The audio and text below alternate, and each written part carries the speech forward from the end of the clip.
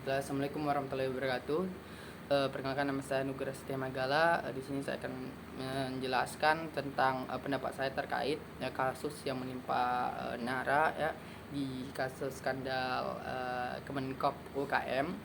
Nah, ini melalui pendekatan hukum progresif. Nah, kemudian pada kasus tersebut pada intinya itu menyatakan bahwasannya Nara ini tidak mendapatkan keadilan karena Nara itu adalah korban pemerkosaan secara massal oleh para pelaku yang bekerja di Kemenkop UKM.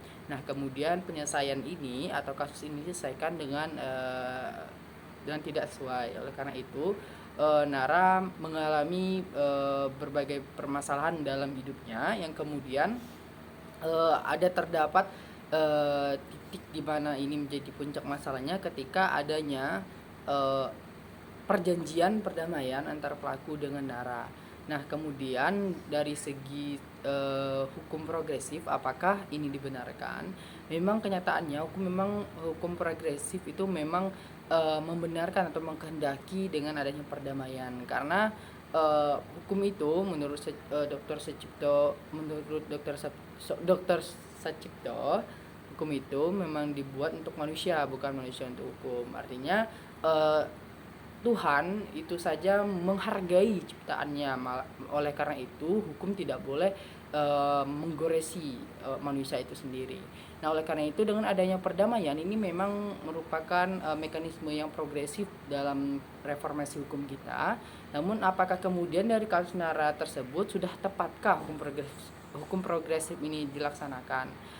Ketika kita berkaca pada sudut pandang sebagai pelaku ataupun sebagai korban pada saat itu, ini memang sudah tepat.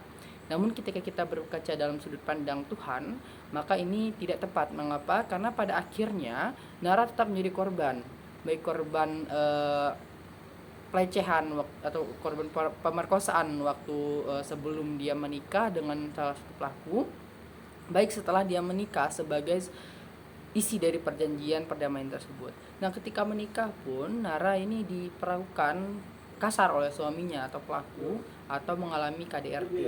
Oleh karena itu ketika kita memandang tersebut dari sudut pandang di atas, maka hal itu tidaklah tepat untuk dilakukan. Seorang pelaku pemerkosaan itu harus tetap dijerat penjara begitu. Demikian karena korban itu akan mengalami traumanya seumur hidup, sedangkan pelaku itu tidak mengalami trauma apapun karena dia adalah pelaku. Nah, sedangkan korban pemerkosaan ini mengalami banyak sekali kerugian baik fisik maupun mental. Dari segi fisik dia akan lebih lemah karena dia akan harus mengandung anaknya, terus dari segi mental pun dia akan tertekan. Nah, ini akan berjalan seumur hidup begitu. Bagaimana dengan pelaku? Nah, dari segi pelaku itu sama sekali ataupun hampir tidak ada mengalami hal seperti itu. Paling pelaku akan hanya menanggung malu, bahkan malu pun lebih besar korban karena dia akan mengandung kemudian. Nah, oleh karena itu ketika hukum progresif ya, langkah-langkah hukum progresif ini menjadi penyelesaian pada kasus-kasus seperti ini, menurut saya kurang tepat karena yang namanya pelaku pemerkosaan harus tetap dibuat jerah. Nah, ini juga menjadi PR kita bersama sebagai masyarakat. Kemudian ketika kita melihat hal-hal seperti ini, hal-hal yang menimpa pelaku maupun korban, yang seharusnya kita pandang jelek itu adalah pelaku, agar memberi efek sanksi sosial terhadap pelaku tersebut, bukan korban yang kita jelekkan begitu. Nah, kemudian secara hukum tetap harus berjalan sebagaimana mestinya. Pelaku yang melakukan kejahatan itu harus tetap dijerat hukuman sesuai dengan undang-undang yang berlaku. Kemudian harus dikenakan sanksi sosial yang berkembang di masyarakat sesuai dengan norma-norma yang ada di masyarakat.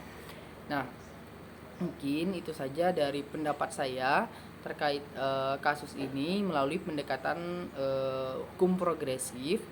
Kalau ada kata yang salah, saya mohon maaf. Saya ucapkan wabillahi taufiq wal hidayah. Wassalamualaikum warahmatullahi wabarakatuh. Terima kasih.